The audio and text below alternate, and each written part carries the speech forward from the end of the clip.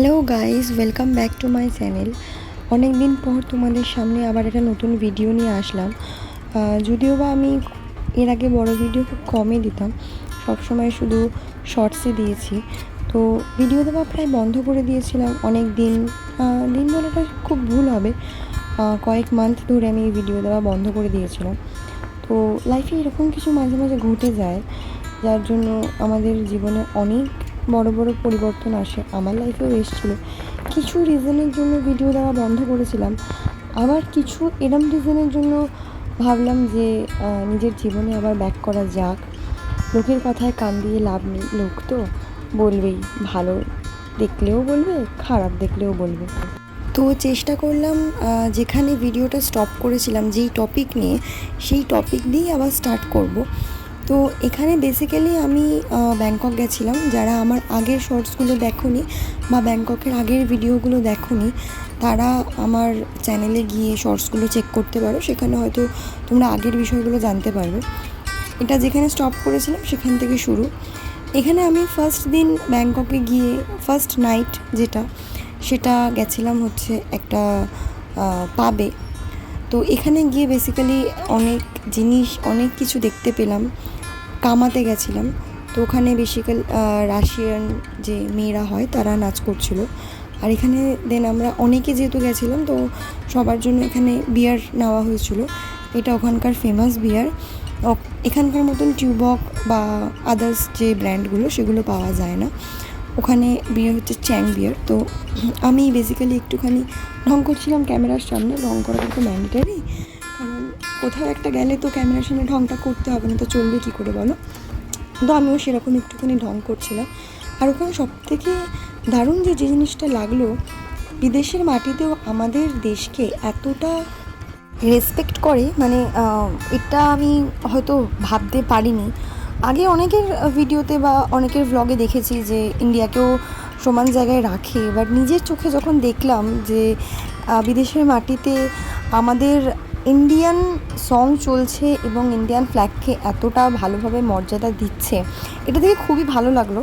এই দিনটা ছিল স্পেশালি ভগৎ সিংয়ের বার্থডে। আমরা অনেক আগেই গেছিলাম, আমি গেছিলাম সেপ্টেম্বরের লাস্টের দিকে গেছিলাম। তো সেই সময় এই জিনিসটা আমি দেখতে পেয়েছিলাম, খুবই ভালো লাগছিলো। এবং পুরো পাবে, যেহেতু এটা ইন্ডিয়ান পাব, তাও অনেক বিদেশি লোক ছিল, অনেক ডিফারেন্ট কান্ট্রি থেকে লোকেরা এসেছিলো, তাও কিন্তু ওনারাও আমাদের সঙ্গের সঙ্গে সমান তালে কিন্তু এনজয় করছিল এবং অনেকটা খুশিও হচ্ছিল। তো এই জিনিসটা দেখে খুবই ভালো লাগলো। মানে আমরাও হয়তো এই দেশে থেকে হয়তো নিজের দেশকে অতটাও সময় দিতে পারি না, বা নিজের দেশকে এতটাভাবেও তুলে ধরতে পারি না যতটা ওখানে লোকেরা বা ওখানে যারা স্টে করছে, ওখানে যারা বিজনেস চালাচ্ছে, তারা যতটাভাবে আমাদের দেশকে মানে তুলে ধরছে। খুব ভালো লাগলো জিনিসটা দেখে। তো বেসিক্যালি এই জিনিসটা এনজয় করলাম। এবং আরও অনেক কিছু রয়েছে যেগুলো আরও দেখার বিষয় রয়েছে, আরও কিছু বলার বিষয় রয়েছে। আমার কাছেও নতুন, কারণ আমিও ফার্স্ট টাইম গেছিলাম। অনেক কিছু নতুন নতুন জিনিস শিখলাম, অনেক কিছু দেখলাম। আর তোমাদেরকে বলে রাখি, যারা আমার ব্লগ দেখছো বা আগে দেখতে এখনও স্টিল নাও কন্টিনিউ করছো, তাদেরকে অনেক অনেক থ্যাংক ইউ। এবং আমাকে সাপোর্ট করো যাতে আমি অনেকটা বড় হতে পারি তোমাদের আশীর্বাদ নিয়ে। এটুকুই জাস্ট বলার। আর যদি আমার ব্লগ দেখতে যদি ভালো লেগে থাকে, যদি ভালো বাসো আমাকে, তাহলে অবভিয়াসলি আমার চ্যানেলটাকে সাবস্ক্রাইব করো এবং অবশ্যই লাইক করো ভিডিওগুলোকে, যাতে ভিডিও করার জন্য আরও মোটিভেশন পাই এবং নতুন নতুন টপিক কন্টেন্ট নিয়ে ভাবতে পারি। কারণ বেসিক্যালি আমিও তো একটা জব করি, তো তার বাইরে বেরিয়েও যাতে নতুন করে ভাবতে পারি, এই মোটিভেশনটা অন্তত দিও। তো ওখান থেকে বেরিয়ে আমরা আবার ওয়াকিং স্ট্রিটে হাঁটছিলাম, অনেক কিছু দেখতে পাচ্ছিলাম। কারণ এই যে ওয়াকিং স্ট্রিট, এটা কিন্তু রাতের বেলাটাই শুধুমাত্র দেখা যায়, সকালবেলা কিন্তু এই জায়গার দৃশ্যটা পুরোপুরিভাবে অন্যরকম দেখতে লাগবে। এবং এটা 3:30 4টে পর্যন্ত খোলা থাকে।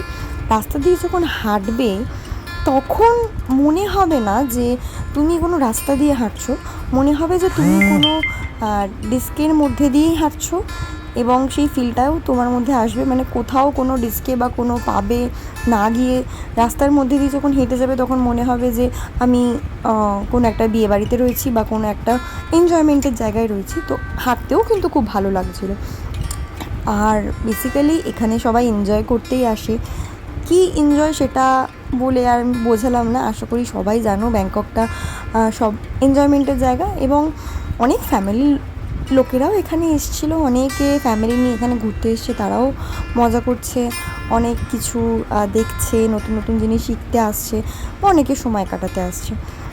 আর কি বলবো আমি বুঝতে পারছি না। এই যে ডান দিকে যে দেখছো, এটা কিন্তু মাসাজ পার্লার, ঠিক আছে? এর আগেও দেখতে পাবে এখানে কিন্তু থাই মাসাজ যেটা, সেটা অনেকটাই ফেমাস। আমরা থাই মাসাজ হয়তো এখানে নিয়েছি, অনেকেই নিয়েছো বা অনেকে নাওনি, কিন্তু বিশ্বাস করো যদি বা কোনো দিনও ভবিষ্যতে কখনো যদি যাও থাইল্যান্ডে, তাহলে কিন্তু অবশ্যই থাই মাসাজটা ট্রাই করো। আমি এটা কিন্তু বেশি বেশি করে সাজেস্ট করবো সবাইকে।